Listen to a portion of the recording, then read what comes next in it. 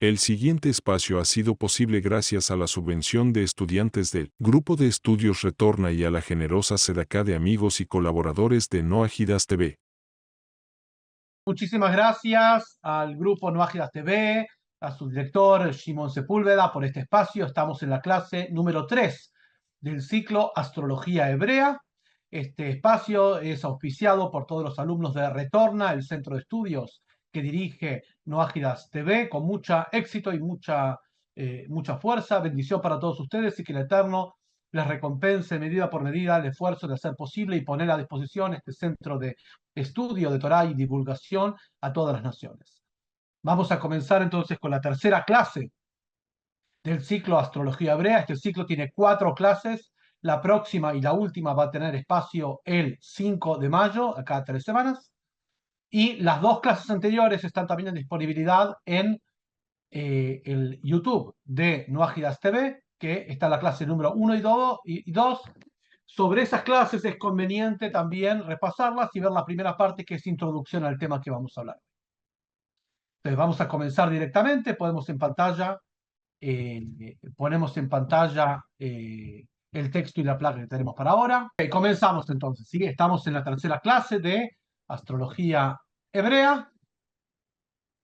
Y como siempre hablamos, dentro del marco del conocimiento místico de la Torá, la ciencia, el saber del misticismo hebreo, vamos a desarrollar cada una de las cualidades, tendencias y el tikkun, la corrección espiritual que cada persona tiene que hacer de acuerdo a la fecha de nacimiento hebrea, no convencional, hebrea que tiene. Por lo tanto, el primer paso, como siempre hacemos, es que cada uno investigue en... Hay mucho ruido de fondo, a ver, fíjate, por favor. Que cada uno investigue cuándo es su fecha de nacimiento en el calendario hebreo, que no necesariamente va a ser la misma que en español, y el signo que la persona cree que tiene o que pertenece, o sea, el símbolo astrológico, no necesariamente es el mismo, puede variar. Por lo tanto, únicamente nos vamos a referir al conocimiento que está en nuestras fuentes de acuerdo al calendario hebreo, que no es el calendario convencional. Entonces, de acuerdo a esto, lo que estamos buscando es las características del tikkun, la corrección espiritual y la misión espiritual de cada persona, potenciando el desarrollo de sus cualidades ocultas y cuáles son los desafíos que la persona tiene en su vida de acuerdo a la fecha de nacimiento. Todos los nacidos, por ejemplo, en el mes de Iyar, en hebreo, el segundo mes del año, que corresponde a la luna de Tauro, o los nacidos en Sivan, correspondiente a la luna de Géminis, ¿sí? Y sus signos opuestos y complementarios, que son Escorpio y Sagitario, de esto vamos a hablar hoy. ¿Correcto? Entonces, como siempre hacemos, mostramos el ciclo del calendario, el principio fundamental que explicamos, y esto está muy bien descrito en la introducción al tema en la primera clase, segunda clase. Por esta clase voy a ir más práctico, no tanto con introducción. Es que cuando Dios crea al ser humano y hace descender su alma en el cuerpo, le da determinadas misiones espirituales, misiones generales que están conocidas por todos en el conocimiento de la Torá, misiones específicas que están incrustadas, tatuadas a fuego en la fecha de nacimiento. Acá hablamos del mes en este ciclo.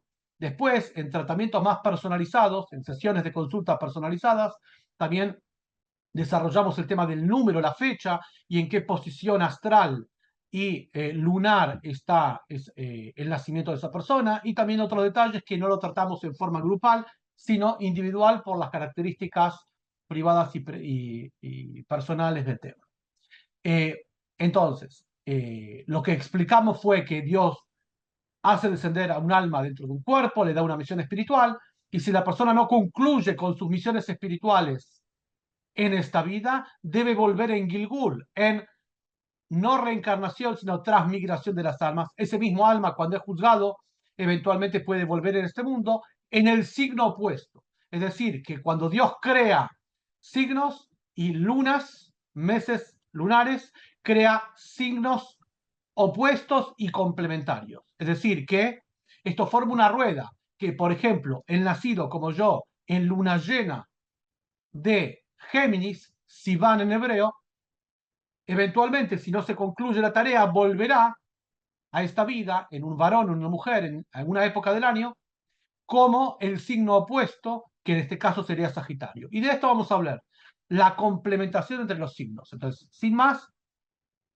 vamos a ver hoy dos de los signos y ya la próxima clase vamos a ver los tres últimos finales y sus complementaciones. O sea, cada signo lo tomamos en parejas, ¿sí? Como toda la creación en Génesis 1, son parejas, sol y luna, día y noche, macho y hembra, y los signos opuestos y complementarios. Justamente complementarios porque si la tarea no se concluye, debe volver al mundo como ser humano para volver a concluir la tarea inconclusa y corregir. Dentro de esto, en una serie de sanciones espirituales muy graves que esperemos que la persona pueda estar excluida de ellos si realmente cumple la misión para la cual tiene acá. Y generalmente la misión espiritual no es aquellos aspectos que le gustan, sino aquellos aspectos que no le gustan. ¿Sí? Lo que requiere esfuerzo y ir en contra de su propia naturaleza, como vamos a ver ahora. Entonces, lo que vamos a ver hoy es el punto 2, Tauro y Escorpio, como estos se reciprocan. Escorpio en vida anterior era Tauro y Tauro en la vida anterior a Escorpio, y Géminis con Sagitario, que también se recíprocan, cada uno en vida anterior fue su signo opuesto. Vamos a ver por qué y cómo, explicando algunas de las características de las personas, que este tipo de características pueden o no estar desplegadas en la vida. Muchas personas, de acuerdo a su contexto sociocultural, familiar, donde le tocó vivir, en qué momento de la historia y en qué lugar le tocó vivir, algunas de estas características y rasgos de los nacidos en tal o cual mes hebreo, subrayo hebreo, pueden o no darse. Es decir, que en algunas de las características que vamos a nombrar, ustedes se pueden ver reflejados parcial o totalmente, dado que el potencial en el alma está de esto que vamos a hablar y depende de diferentes circunstancias muy variadas que esto se pueda plasmar o aún no se haya plasmado. Tenemos que ver el alma como una esfera que se va desarrollando eventualmente y va desplegando sus herramientas en pos de las misiones espirituales que tiene. De los que tenemos que ver es cuáles son los desafíos dentro de la misión general de cada ser humano. La misión de general de cada ser humano está descrita por Dios en Génesis 9, que es observar las diferentes normativas que concentran y compilan el código noágida, el código de comportamiento que la Torah tiene para cada ser humano, independientemente de qué momento y lugar viva y de cómo se autodefina. El ser humano tiene ya un código de leyes desde la Torá, se llama el código noágida o el pacto del arcoíris. Eso es el principio general para cada ser humano. Dentro de eso hay aspectos, dentro de lo general hay varietales que tenemos que ir viendo y detallando. Empezando. Vamos a comenzar, a continuidad de lo que explicamos en la clase pasada, con los nacidos en el segundo mes del año, el año hebreo, que es la luna de Toro, de Tauro, que es Iyar, el mes que sigue al mes de Nisan. Nisan generalmente toca entre marzo y abril. Como son dos calendarios diferentes, el calendario occidental clásico y el calendario hebreo, las correspondencias no son lineales siempre. No es que la persona que nació, por ejemplo, el 4 de junio de 1974, eso quiere decir que cada año va a caer. No. La persona que nació el 4 de junio de 1974, por ejemplo, nació en el calendario hebreo el 14 de Sivan del año 5734. Ese 14 de Sivan, o sea, luna llena de Géminis, va a acaecer a cada año en fechas diferentes, no en fechas iguales. ¿Se entiende? O sea, el 14 de Sivan, por ejemplo, ¿sí? La luna llena de Géminis. Este año va a caer el 19 a la noche de junio y 20, pero el año pasado cayó en otra fecha, siempre va a caer en meses similares, pero el día exacto va variando. ¿Cómo hacer para saber? Muy simple. Una persona se fija en cualquier calendario hebreo español, y se va a dar cuenta de qué fecha le toca cada vez. Lo principal es tener bien claro en qué fecha nació en hebreo y tenerlo esto, porque todos los cálculos que hacemos se basan únicamente en el calendario hebreo y no coincide. O sea que si una persona tiene conocimiento de otros, de cuestiones ajenas al mundo de la Torá, diferentes zodíacos, chino, occidental, lo que sea, no aplica esto. Esto es diferente. No es que ese conocimiento se puede plegar o montar o hacer un secretismo con esto, no. Esto es un conocimiento absolutamente original y nada de lo conocido por esas características va a aplicar en el calendario hebreo, no tiene nada que ver. Entonces, los nacidos en el mes de Iyar, o sea, todas las personas que nacieron durante el mes de Iyar, desde el 1 de Iyar hasta el 29 de Iyar, que es el calendario hebreo, que tiene que ver con la luna de Tauro. Bien, o sea que ese mes en el cielo se ve la constelación, la configuración de estrellas con una figura de Tauro, de toro, y su vida anterior. Entonces, en primer lugar, el toro y la burbuja. En primer lugar, cuando nos imaginamos un toro, ¿sí? Obviamente que es una simbología de la configuración astral. El toro tiene como en realidad mala fama, pero en realidad la Torá tiene buena fama. Uno piensa el toro como algo embravecido, corneador, pero eso es una especie de toro. La mayoría de los toros no son así. De hecho, el toro está dictaminado como un animal kasher, apto de consumo para el pueblo de Israel, es decir, que tiene tendencias y cualidades serenas. Si no, no sería apto para el consumo. Y esto tiene que ver mucho con la configuración personal. Tengamos en cuenta que cada símbolo de la astrología hebrea fija y determina ciertas características que no son buenas ni malas. Como siempre explicamos, la libertad de elección se le fue dada al ser humano. Que las características no implican un grado moral, que esto sea bueno o sea malo. No. Son características que una persona puede utilizar esas herramientas para bien y para mal, independientemente. ¿Qué es bien y qué es mal? Muy simple. Lo que la Torá dictaminó en forma temporal, que es bien y el mal. Las transgresiones, las violaciones a la ley de la Torá, eso es el mal y tiene consecuencias graves. Las observancias a las leyes de la Torá, eso es el bien y tiene consecuencias muy positivas. ¿Cuáles son las recompensas y las sanciones? Está explicado un poco de eso en la Torá misma, en Levítico 26, Deuteronomio 28 a 30 y en otros sitios de la sabiduría de los profetas y de los sabios de Israel. No es el tema de hoy. Pero bueno, el Iyar es el segundo mes del año y en general ocurre en abril y mayo.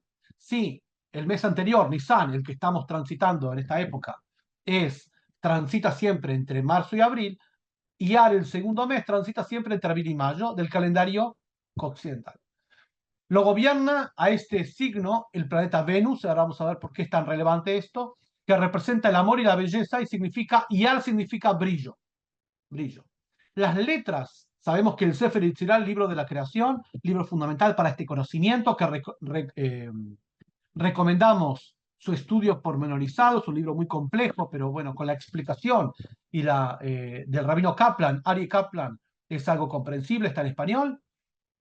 El libro, el Sefer Yetzirah, el libro de la creación, que es uno de los primeros libros del misticismo hebreo, que tiene más de 900 años, 700, 800 en realidad, nos dice que cada signo tiene una letra hebrea que lo comanda y un astro que lo comanda. En este caso, lo comanda al planeta Iyar y también configura la personalidad, el planeta Venus, que representa el amor y la belleza. Bien. Y la letra que lo comanda es la letra Pei, que significa, que significa bondad. O sea, que el toro es una mezcla de acercamiento y retracción. Acercamiento y retracción. O sea, luz y juicio. ¿Cómo se puede mezclar luz y juicio? ¿Qué podemos aprovechar? Como primer paso para entender las fortalezas y debilidades de los nacidos bajo la influencia de Iyar, aquellos que nacieron en el mes de Iyar, ¿bien? Tenemos que imaginar a un toro no como la imagen clásica que tenemos, un toro corneador, danino, no. Imaginemos un toro pastando satisfecho en su propio pequeño prado, en un soleado valle rodeado de montañas. Él cree que su hermosa pradera continúa allí para siempre. No hay alrededor donde está nada y simplemente asume que no hay vallas en ningún lugar. La vida parece buena donde está y se imagina que todo es así similar. ¿Por qué buscar problemas? No hacer olas, este es su lema. Viva y deja vivir. Luego encarga su propia vida y continúa sus pastoreos satisfecho con las buenas que vinieron sobre él. Es leal el toro, paciente, constante, tolerante, respetuoso de la ley, amigable y confiable. No juzga. Tiene una apariencia buena. ¿Qué más puede pedir sí mismo? Es una vida donde se busca estabilidad, equilibrio, y acá vemos la primera herramienta del toro, sus dos cuernos, que no son cuernos de ataque, sino cuernos de belleza. Después, cierto toro está adaptado o adiestrado diferentemente para atacar, pero los cuernos en el toro son como cartílagos y no son de ataque. La Torá lo diferencia entre las bestias salvajes y los animales domesticados. El toro, por casos, animales domesticados. Esto implica que las tendencias naturales y la personalidad de los nacidos en toro tienen que ver con sus cualidades. Buscan un equilibrio, no hacer olas, no jugarse y no apostar por. Por eso está regido por Venus, que habla de la luz y la belleza, no el desafío, no la guerra. Ahora, esto en sí mismo es algo muy problemático, como vamos a ver ahora. ¿Por qué? Porque sus personalidades son apacibles y dóciles, muy tercos. Sus reacciones son siempre medidas, acotadas, no quieren hacer olas, no desafiar, no hablar cosas inconvenientes, no jugársela. No entran en pánico fácilmente y rara vez pierden la calma. Incluso su felicidad se expresa de forma contenida. Aman el confort, sus casas, sus socios, sus posesiones. Pero dentro de esto hay un peligro. ¿Cuál es el peligro? Que son como niños que se ocultan bajo una manta de seguridad donde se sienten seguros, cálidos y cómodos. Quieren una burbuja cómoda y aspiran hacia eso.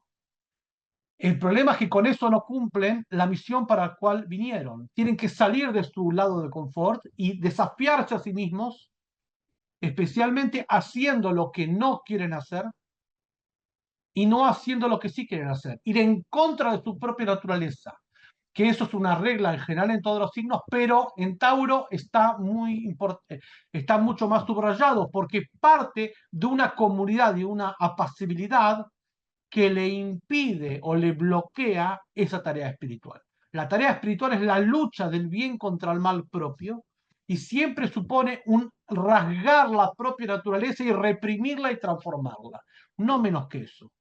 En un signo que tiende hacia la estabilidad, el equilibrio y no hacer olas, es un problema porque todo lo que tienen que hacer está del otro lado de su burbuja de comodidad.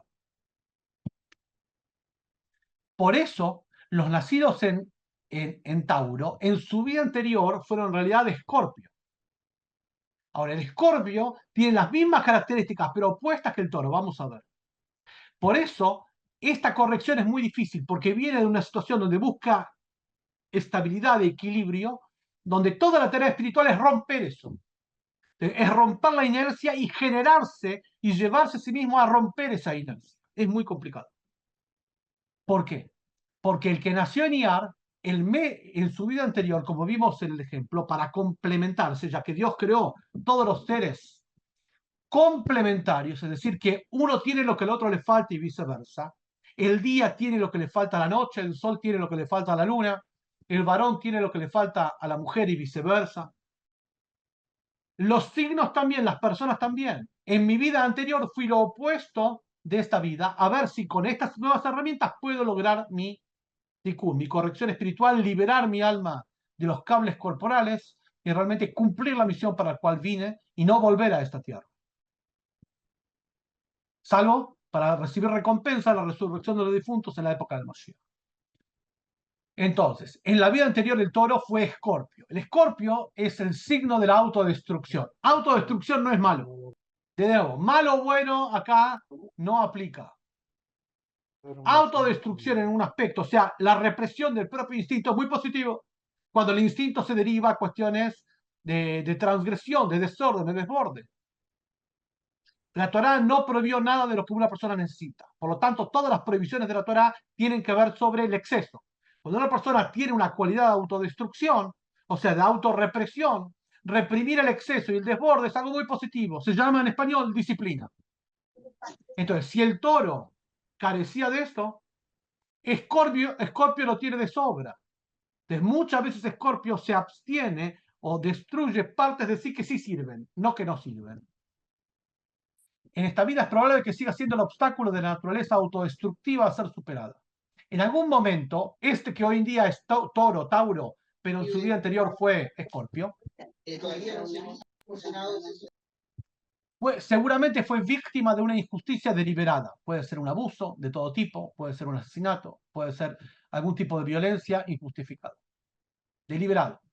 Puede ser habido sido robado, ultrajado o echado de tu casa. Como resultado, llevas un sentimiento de enojo y desconfianza. Atención, si una persona fue despojado, lo que más quiere es la contención de la estabilidad, la burbuja del toro, la pasividad del toro. Es por eso que una persona que anhela algo determinado, por ejemplo, la estabilidad, es porque en vida anterior fue abusado, ultrajado, y viene a buscar eso. Ahora, eso mismo también conspira contra el propio desafío de su propio ticún, que tiene que ver salir de su propio equilibrio. Se dan cuenta cómo es constante. En todos los signos hay características que están en extremo o más difusos o más pronunciados para poder equilibrarse.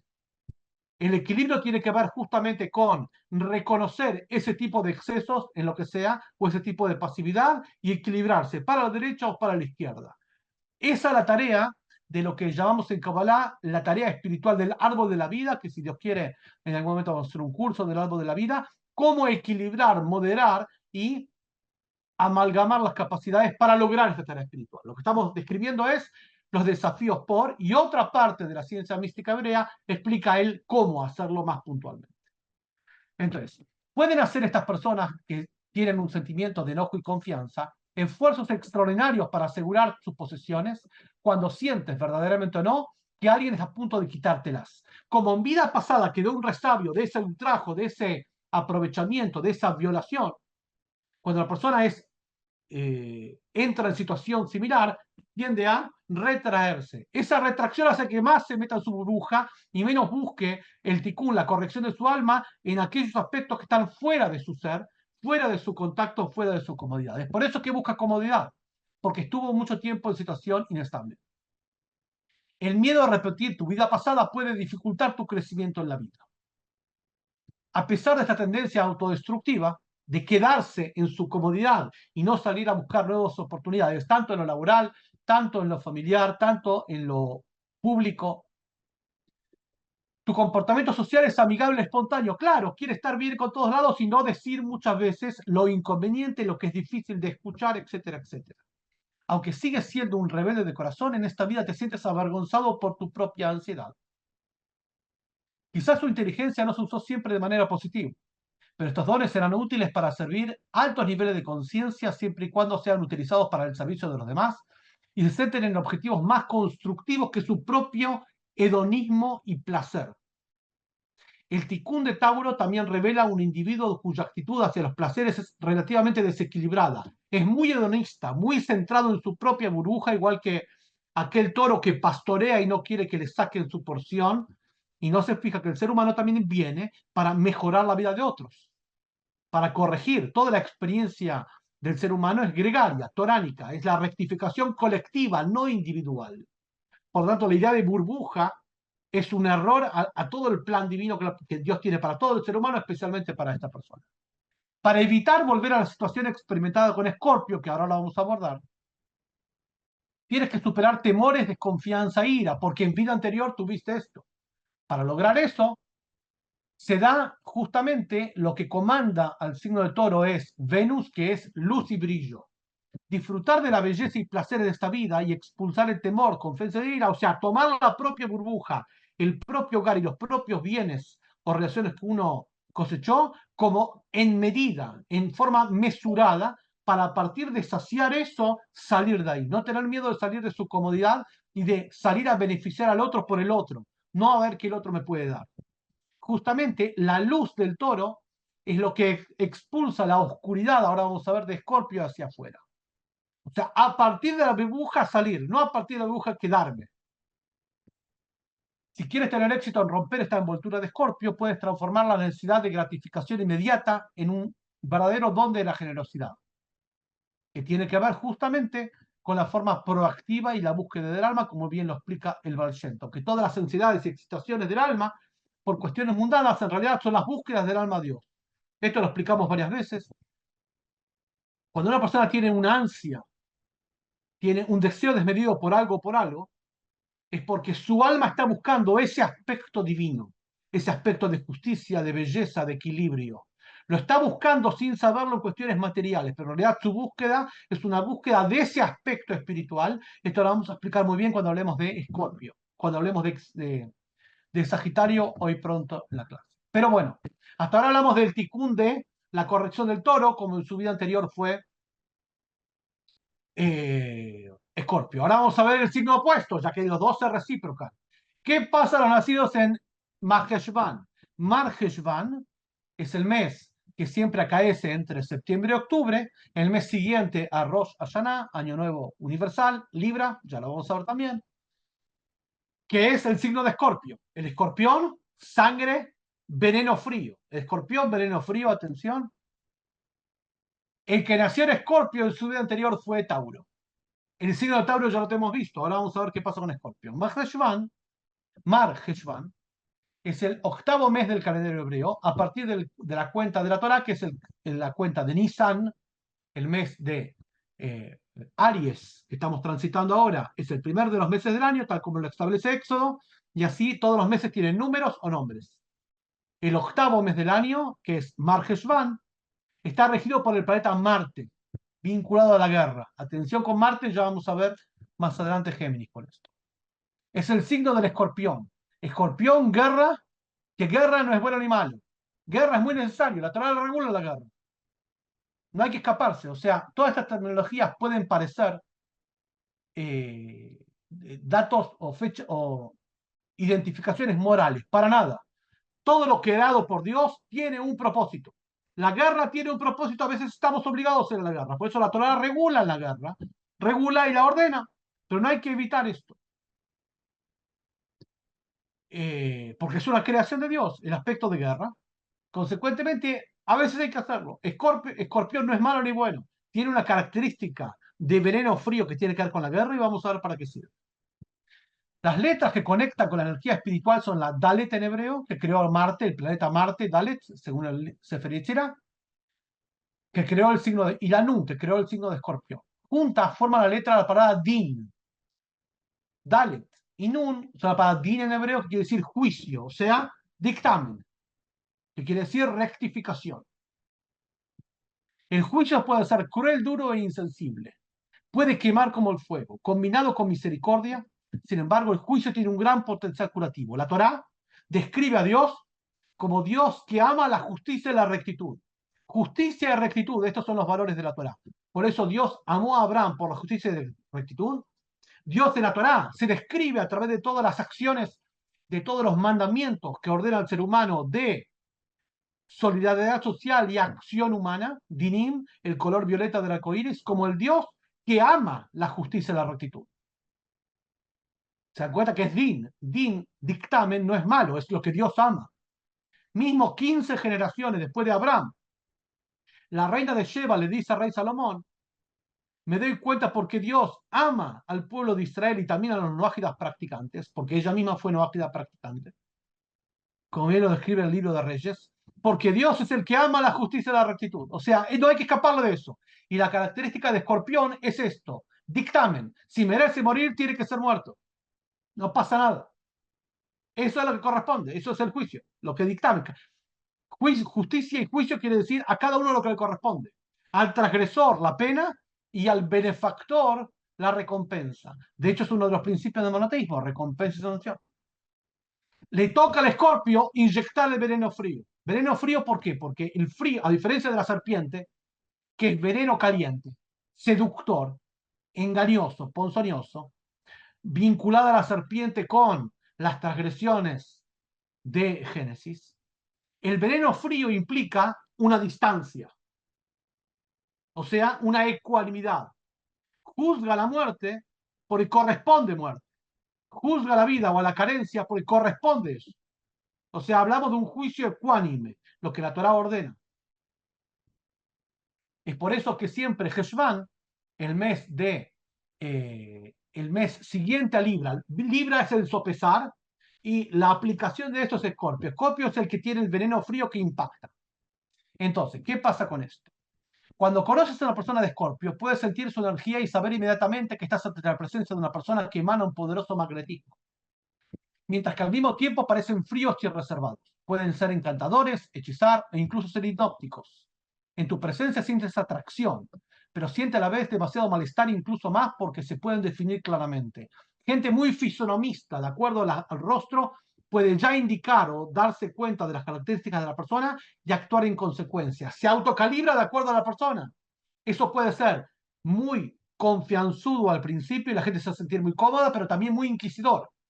Personas que a los 2 minutos después de las dos primeras palabras te das cuenta que intuís que él intuye mucho más de lo que de vos, de lo que vos sabés de vos, y eso es peligroso, como que perdés cierta autonomía en su vínculo con él. Los escorpios están gobernados por Marte. Esto no significa que sean valientes, quiere decir que tienen que ver con el juicio y la aplicación del juicio, que eventualmente es la guerra. Cuando el escorpio siente el peligro, entra en marcha acelerada, listos para cualquier encuentro. A diferencia, se dan cuenta del toro, que el toro era lo posible. Se dan cuenta como cada signo es lo opuesto del otro. El toro, equilibrio apacible, quiere su burbuja. El escorpión sale a aplicar el juicio en forma acelerada, rápida, y a inyectar el veneno frío. Los escorpios son fuertes, tanto espiritualmente como físicamente, están dotados de una fuerza de voluntad para conquistar metas más allá de lo que pueden. O sea, exactamente lo opuesto del toro. ¿Se dan cuenta por qué son complementarios? Los escorpios no se sienten cómodos, a menos que estén en el control y con la mano encima. ¿Qué era el toro? El que sentía cómodo y posible en su burbuja. ¿Qué es el escorpio? Lo opuesto de esto. Se dan cuenta como cada signo vuelve a la Tierra con la característica opuesta, justamente para complementar el ticún con otras herramientas, a ver si te podés equilibrar en abundancia o en carencia, en justicia o en apacibilidad. El objetivo es el equilibrar y el recalibrar todas las energías, que bien está explicado en Kabbalah cómo se hace, a través del conocimiento del árbol de la vida. Pero en principio tenemos que ver este desequilibrio. ¿Cómo? ¿Bien? Entonces, son muy independientes, a diferencia del toro, que es dependiente de su entorno de comodidad. Su determinación tiene rival solo su impaciencia, justamente ese ansia de salir y querer forzar al otro a hacer lo que no quiere hacer, justamente lo opuesto de no hacer olas del toro. El escorpión adora, bueno, avance sobre el texto, después lo vamos a ver. Entonces, los escorpios no mienten, ya sea para sí mismos o para otros, son realmente, verdaderamente crueles. Crueles porque muchas veces ni siquiera ponen un entorno de empatía para decir la ley. La ley se puede decir de una forma explicada, como la Torá ordena, que después tiene que explicar al condenado por qué lo condena. Esa explicación hace que se sienta un poco acolchonado y lograr no sé si consenso, pero la aceptación o la comprensión por parte del juzgado, ¿por qué me juzgan? La Torá mezcla el juicio, el din, con la comprensión. Siempre que la Torá habla de ley, habla de justicia y rectitud, de la ley explicada.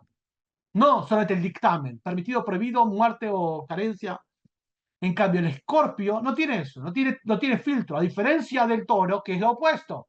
Que el toro dice, no, no voy a decirle, voy a taparme, voy a ser políticamente correcto para no ofender. No quiere salir de su comodidad ni incomodar a otro. El escorpio todo lo contrario, no tiene ningún problema de allá. Entonces, cualquier persona, familia, amigos, cajero del banco, que lo hayan hecho sufrir, sentirán su aguijón, bien, etcétera, etcétera. Ok. Pero bueno, justamente por eso la Kabbalah nos enseña que venimos a este mundo con el fin de cumplir nuestro tikkun, corrección. Corrección quiere decir que hay algo defectuoso que tenemos que mejorar, corregir, o sea, cambiar. Cambiar quiere decir romper la inercia del cual venimos, no importa qué inercia venimos, pero siempre cambiar. Por lo tanto, los nacidos en Marjeshvan o Escorpio son una paradoja de la vida. Por un lado, es un signo de agua. Agua en la tierra de Israel comienza a llover justamente en el mes de Heshvan, especialmente el cuarto creciente de Heshvan, que es el 7 de Mar Heshvan. Entonces, comparte el agua con el fuego, ambas cosas. Eso los hace impulsivos y determinantes. Entonces, por eso es el veneno, que por un lado se asocia con el fuego, pero por otro lado es frío.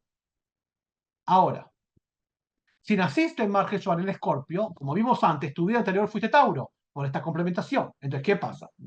En tu vida anterior fueras Tauro. Finalmente sujeto a una determinada manera de ver el mundo. Eras terco, lento y extremadamente reacio al cambio. O sea, terco, quedar en la burbuja de la comodidad y del hedonismo, como vimos en Tauro. Justamente por eso, la persona tenía miedo de perder su comunidad, de su status quo. Y todo lo que es Escorpio es todo lo contrario. Justamente por eso viene a ese tikkun, a corregir. Ahora, salir de ese, ¿cuál es el tikkun? Básicamente la corrección de Escorpio es lograr el ámbito de la justicia con calidez y empatía. Lograr la aplicación de lo correspondiente y cada uno en su entorno familiar, laboral, puede ser juez y determinar, guía y poder determinar las cosas, siempre y cuando vengan con explicación y con sentido común y con empatía al cual se está aplicando la ley y no con violencia y con sanguinidad.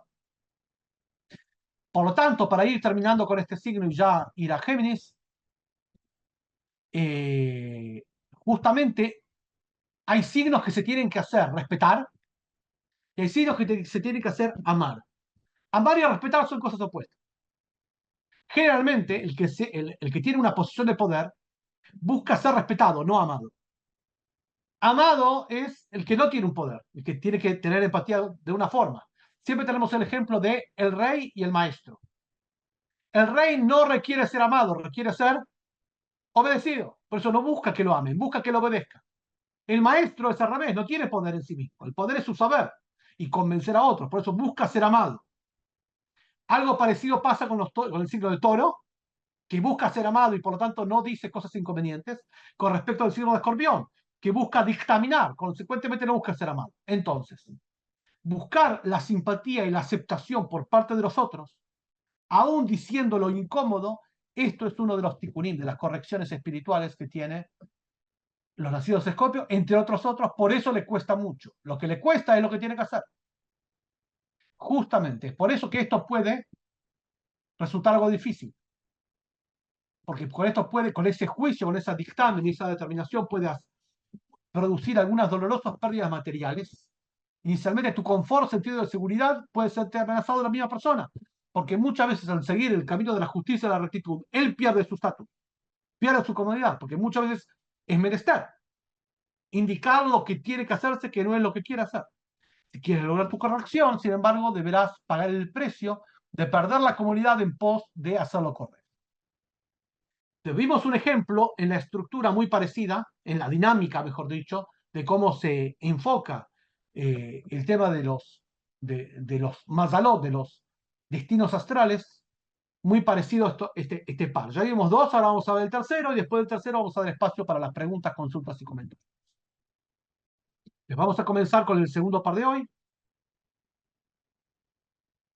que es el mes de Sivan, Géminis, y su opuesto, o sea, su vida anterior, que fue Sagitario. Sivan, la palabra Sivan, quiere decir Géminis, es el tercer mes del año y lo rige el planeta Mercurio. Mercurio es el más rápido de los planetas. Gira en su eje 88 días. Es el más rápido. Y la palabra que más se asocia a Géminis es rapidez. Ahora, rapidez no es buena ni mala. Depende para qué. Esto es lo que vamos a ver ahora. Y esa es la principal lucha de Géminis, contra su chispa y su espontaneidad y su capacidad de comunicación, que hace que sea muchas veces avasallante y poco profundo, y poco decisivo en lo importante. En hebreo se llama Kohab, que quiere decir estrella, que está vinculado a la comunicación. Las letras que conectan con la energía espiritual son las letras Reish, que creó el planeta Mercurio en el Sefer Yetzirah, y la Zain, la letra Zain son como, las dos letras Zain opuestas son como dos formatos de Géminis, dos cabezas opuestas. Que la letra Zain en hebreo creó el signo de Géminis. Juntos, la palabra que comanda el signo de Mercurio, Reish, más el creó el signo de Géminis, que es Zain, forman estas dos letras, Zain y Reish, combinadas de derecha a izquierda, forman la palabra en hebreo Raz, secreto, pero al revés, forman la palabra Zer, ramillete, flores, un ramo de flores. O sea que el mismo Géminis se puede presentar como un secreto oculto, oculta su verdadera personalidad detrás de su capacidad de comunicación y persuasión, opuesto a Escorpio que vimos. O sea, puede parecer, por eso lo marco para que lo que hay detrás de cada signo no es bueno ni malo, es características. Entonces, Escorpio lo positivo era que era directo, brutalmente directo. Por eso tiene que equilibrarse con empatía y sensibilidad al prójimo. Géminis es lo contrario. Oculta mucho, pero por otro lado se muestra como un ramillete de flores. El concepto de ramillete es juntar elementos sueltos. Por eso tiende a la unificación, los mundos físicos y espirituales y a la comunicación. Rápido es la palabra que mayor aparece con frecuencia cuando pensamos en el Géminis. Rápido para juzgar, rápido para reaccionar con rapidez para cambiar. Rápido en el sentido de inteligente y gracioso, pero simpático. Pero también rápido en el sentido de momentáneo, superficial y fugaz. O sea, inconstante, inconstante, indisciplinado. La misma característica que se utiliza para lo positivo se utiliza para lo negativo. En simple palabra, todas las fortalezas y debilidades del signo comienzan a emerger. Los Géminis son dignos representantes del planeta más rápido del sistema solar, que es Mercurio. Justamente el más rápido, por eso los rige. Ahora, esta rapidez los lleva a no ser constantes, a empezar y no terminar nada, a ser mediocres. Mediocres porque están en la mitad de todo, nunca culminan y terminan las cosas. Las relaciones, las acciones, sus propias enmiendas. Por lo tanto, es muy frecuente que la gente vuelva en este signo. ¿Por qué? Porque dejó tareas inconclusas en el video anterior. Como lo rige el planeta de Géminis, el planeta más rápido, mientras que la mayoría de las personas necesita tiempo para absorber la información antes de entrar en acción, los Géminis parecen reunir información y reaccionar a ella simultáneamente. O sea, pueden hacer varias cosas al mismo tiempo. Si ellos ven, ellos captan y se mueven. Tienen una notable capacidad de entender de todos lados en un problema, sintetizar puntos de vista y llegar a una decisión sobre el mismo tiempo. En este punto se aprovechan de la dualidad inherente al signo. Es como si tuvieran más de un par de ojos. Por consecuentemente, como están todo el tiempo de todos lados y quieren todo el tiempo unir las cosas y comunicarlas, no están en ningún lado todo el tiempo. Por lo tanto, son inconstantes, no pueden continuar. Es decir, a la primera de cambio que se dificulta, abandonan. Es muy grave eso. No es virtud, es muy grave. Y los geminianos tienen que estar advertidos de esto para estar apercibidos y cuidarse de esto. Es por eso que pueden ser contradictorios en fracciones de segundo. No por haber sido seducidos por una discusión interesante, sino porque a medida que van pensando y elaborando, van moldeando las ideas y las van comunicando. Y la otra persona escucha, no sabe lo que quiere, porque dijo sí, no, no. Mientras que a la otra persona de otro signo le cuesta, no porque le cuesta porque tenga deficiencias, sino porque su proceso cognitivo es diferente, tomar una idea, el otro ya pasó 3, 4 estaciones más adelante y va moldeando las ideas y las va comunicando, o sea, va comunicando ideas que no están moldeadas y formadas y listas, ideas en crudo, y es muy difícil seguir el hilo de esas personas, salvo que sea otro geminiano. Las ideas son las monedas de los gemelos. O sea, coleccionan ideas y les gusta coleccionarlas, contarlas, reorganizarlas y gastarlas. Gastarlas quiere decir se aburren muy rápido de todo. Por eso son tan inconstantes, se aburran rápido. Eso que se ve como virtud no es tal. Obviamente que son extraordinarios comunicadores, llegando rápidamente al corazón de los temas más complejos. Sin embargo, sus propias conciencias para su ticún personal son muy graves. Moviéndose tan rápido, los geminianos pueden tener la dificultad de permanecer de pie el tiempo suficiente para ser realmente tocados por cualquier cosa. No son modelos de perseverancia. En el cerebro humano, en el alma, cuanto más lento pensamos, más profundo pensamos. Más lento pensamos, más revemos y más repensamos, más cuestionamos, más profundo y más auténtico pensamos. El ejemplo que podríamos traer es como que el geminiano nada en una piscina, que es toda su vida, pero de 2 metros. Nunca esa piscina tiene más de 50 metros de profundidad. Entonces, consecuentemente va de un lado a un lado, pero no llega a la profundidad de las cosas, que requiere tiempo. Tiempo para elaborar, cuestionarse y para ir a la profundidad.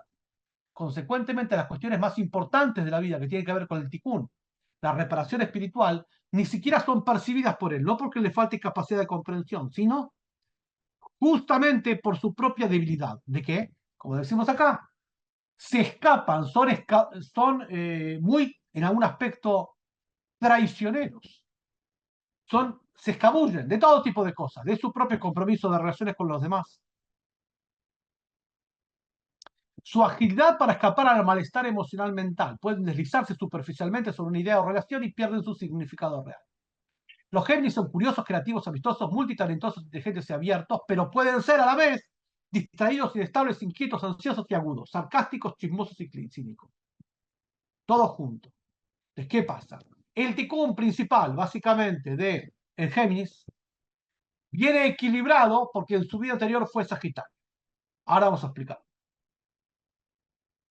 Sagitario, el arco iris, recordemos, si esto es diferente en la simbología hebrea de otras simbologías. Mientras que en otras simbologías el Sagitario es mitad caballo, mitad eh, el arco, esto es un símbolo pagano, absolutamente. Acá hablamos del arco iris, ya que los nacidos en Géminis, tercer mes del año, su vida anterior fueron el noveno mes del año, que ya lo vamos a ver, que es Escorpio. Escorpio es el mes de Kislev. Kislev es el mes del diluvio universal y el mes donde Dios mostró el arco iris, o sea, el pacto de preservación de la vida y el manual de instrucciones para la vida. O sea, ¿qué es un manual de instrucciones? Es un código, un sistema de normas coherente entre sí, prolijo entre sí, que no se choca entre sí. ¿Qué es un arco iris? 7 colores que también, que no se mezclan entre sí. El arco iris no se mezcla entre sí. Son 7 colores que van de una punta a la otra punta, no interrumpan en el medio. Todo lo opuesto del Géminis. El Géminis corta en el medio, mezcla los colores, mezcla las texturas, se aburra rápidamente, por eso agarra un libro, empieza a leerlo, ya lo corta, lo rompe, lo da vuelta, empieza de atrás para adelante. Es la coherencia, que es la congruencia, que es el orden de punta a punta, de tierra a tierra, como el arco iris, eso. Que justamente lo que necesita un geminiano es tener un partener. Por partener no quiere decir pareja, puede ser cualquier partener, un maestro, un guía, un tutor, un amigo, que lo ponga en casilla, en un sistema y llevarlo hacia la concreción de los proyectos y a la constancia y la perseverancia, porque él carece de eso. Especialmente en la lucha contra su propio instinto, que tiene un instinto muy, muy brutal y desarrollado, que tiene que ser puesto en caja a través de un sistema. Justamente, esto es lo que dice, para conectar con su tikkun, tiene que ir debajo de sus apariencias y ver la profundidad. Por eso, si naciste en Sivan, en tu vida anterior fuiste Sagitario. ¿Qué es Sagitario? Ahora vamos a ver el signo puntualmente de Sagitario, pero actuaste como un niño malcriado y desorganizado, guiado principalmente por deseos egoístas. Como Sagitario, poco importaba la gente a tu alrededor o lo que pensaban. Si estabas casado, te hubieses comportado como si hubieses estado solo, o sea, sin tomar en consideración al prójimo como quiera. La satisfacción de tus propias necesidades inmediatas dominaba tu vida. Servir a los demás en tu vida pasada, tener en cuenta sus necesidades, contemplar al otro en tu mapa, no parecía una fuente de restricción, no te permitía plasmarte, romper tus esquemas, incluso abordando las necesidades y la sensibilidad del prójimo. Por lo tanto, el Géminis tiene que aprender que, esta es la frase que quiero marcar, compartir no es reprimir, es ubicarse en el espacio que corresponde. Querés tener el 100%, pero nada es 100%, todo es 50, 70, 20%. Ubicarse en el lugar que te corresponde, eso no quiere decir represión, quiere decir ubicarte en el lugar que te corresponde. Venirse extralimitado, desbordado. Tanto Escorpio que estaba desbordado en su vida anterior como Géminis, ahora vamos a ver, y como Géminis en su vida anterior que fue Escorpio. Consecuentemente, volver al esquema de contemplar al otro. Por eso Géminis, ¿qué son Géminis? Dos opuestos. Ver que del otro lado hay otra persona y contemplar las necesidades, los pensamientos y no saber que estás solo. Por eso Géminis, tenés que saber que tú yo no estás solo, estás acompañado de otro. Y así también, para lograr eso, tenés que saber que hay que ser constante y perseverarte en una serie de parámetros. Que eso es el arco iris, es el código no ágil, ese es el código del arco iris. 7 luces que brillan sin mezclarse entre sí, diferentes sin mezclarse entre sí, que van de punta a punta de la Tierra. Vamos a ver. Para eso, ambos signos, tanto Tauro, tanto Géminis como eh, Sagitario, requieren de un baño de humildad. Humildad no quiere decir pobrecito. Humildad quiere decir no sos todo, existen otros. Hay otras personas que te tenés que replegarte para dar lugar al otro. Replegarte quiere decir ser menos vos. Reprimir aquel aspecto de tu personalidad y principalmente de tu conducta y comportamiento que desborda en palabras, en acciones, en ambiciones. Obviamente que se vive como una castración. porque uno está acostumbrado a desbordarse absolutamente, pero no es castración absoluta, es compartir, es dar espacio al otro, tanto en figura de Géminis, sabiendo que del otro lado hay otro opuesto. Si viniste de Escorpio, como vamos, de Sagitario, si ya lo vamos a ver, tanto si venís de Géminis y en tu vida anterior fuiste Sagitario, viceversa, a través de la figura del arcoíris. Ahora, justamente en base a estos parámetros vamos a ver el Tikkun en Sagitario y ya vamos a dar espacio a las preguntas, consultas y comentarios. En vez de Kislev, Sagitario, que siempre acaece entre noviembre y diciembre, es el noveno mes del signo del calendario hebreo y está regido por el planeta Júpiter. Júpiter simboliza la abundancia, la buena suerte y la buena fortuna. Esto no quiere decir mejor o peor, porque el desafío de la abundancia, buena suerte y buena fortuna es más grave que el desafío de la carencia. Está muy bien explicado en muchos libros, el portón de la confianza, renovaje, etcétera, etcétera. Sin embargo, el hecho de esto, de haber nacido en eso, es una muestra de confianza divina que una persona va a poder lidiar con eso. Las letras hebreas que conectan a los signos de Sagitario, Kislev, el arco iris, que en su vida anterior, como vimos, fue Géminis, es Samaj, que creó el signo de Sagitario, y Gimel, que creó el planeta Júpiter. La palabra Samaj, que quiere decir Júpiter, significa aliento, apoyo o asistencia. ¿Quién puede apoyar? Uno que tiene de más. De todo. Tiempo, espacio, capacidad de escucha, recursos de todo tipo. Y Gimel significa compartir, o sea, compartir lo que tengo de más. Tengo que ser consciente que tengo de más algo y tengo que compartirlo. En el caso del Sagitario, tiene la capacidad de encasillarse, de encuadrarse, de programarse y metodologizarse. Que le va a servir mucho en la vida porque en su vida anterior fue Géminis, todo lo contrario, desordenado, caprichoso y muy ambicioso. Obviamente es un signo muy positivo en el sentido que tiene mucho potencial para desarrollar. Sagitario en hebreo se dice Keshet, arcoíris, los 7 colores básicos que contienen el espectro de luz visible, que eso es el pacto divino del arcoíris. El darnos cuenta que el arcoíris es la fuerza que contrapone el juicio. ¿Qué quiere decir? La misma Torah lo dice, cuando Dios va a querer destruir el mundo, va a ver el arcoíris y se va a conmiserar. Es el equilibrio de las emociones. Justamente por eso este mes es el equilibrio de principalmente de otros Géminis o de su propia ser en su vida anterior que fue Géminis. Sagitario es un signo de fuego, igual que el arcoíris lo es, son colores de fuego. Estrechamente relacionado con el elemento aire, obviamente que el aire es donde aparece el arcoíris. Esto significa que están todos propulsados por fuego como un cohete, pero ordenado. A diferencia del Géminis, que también es aire, pero desordenado, esto es ordenado. Entonces, obviamente que los Sagitarios son generalmente inteligentes, también lo son Géminis en su vida pasada, pero menos racionales. Racionales en sentido de sentido común y sentido de la ubicuación. Muchas veces la creatividad excesiva hace que tengan ideas descabelladas y se pongan en peligro innecesariamente. Por eso su signo tiene que ver con el arcoíris, que es la coherencia, la linealidad, el sistema que va de punta a punta. Se centran en lo esencial, les encanta aprender cosas nuevas, igual que Géminis, Sagitario, pero no les gusta cualquier tipo de rigidez y tienden a buscar su educación en entornos no convencionales. Ni que de Géminis es lo principal en esto. Ama la libertad, pero no logran permanecer en un lugar por mucho tiempo, igual que Géminis. Prefieren explorar nuevos horizontes, tanto físicos e intelectuales, igual que Géminis. Los Sagitarios son extremadamente intransigentes, opuestos a Géminis, y críticos de su propio entendimiento, su propio comportamiento, o sea, autocríticos, opuestos a Géminis. ¿Se dan cuenta? Como los signos tienen características similares pero opuestas. Igual que toda la creación, el Sol y la Luna son complementarios pero opuestos. Son los dos luminarias, pero son opuestos. Varón y mujer son similares, seres humanos, pero son opuestos. Sagitario y Géminis son similares, pero opuestos. Y así todos los signos son similares y opuestos. Entonces, para su crédito buscan siempre echarse la culpa a sí mismos e inmediatamente asumen en plena responsabilidad de sus acciones y errores.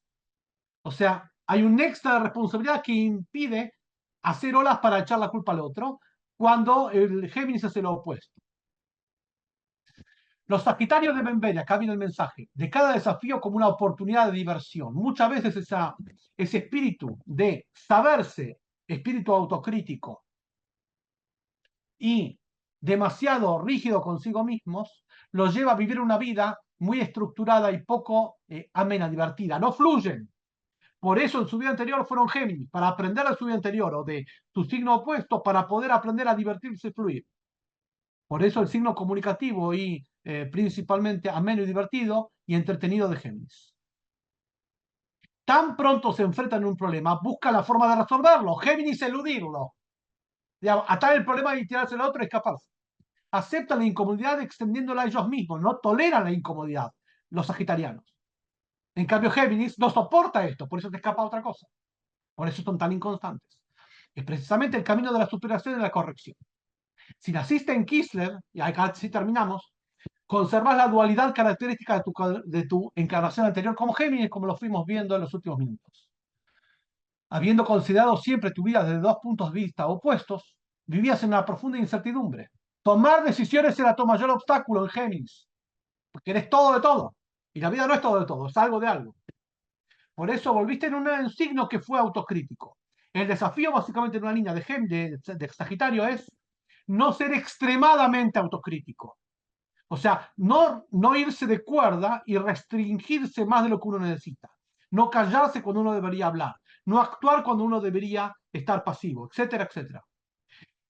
Lo extremado, lo ampuloso, lo exuberante de Géminis tiene que ser moderado por Sagitario, porque en vida pasada fuiste así. Entonces, el espíritu de autocrítica y de autoculparse frente a situaciones injustas, frente a otros, lo puede llevar por mal camino.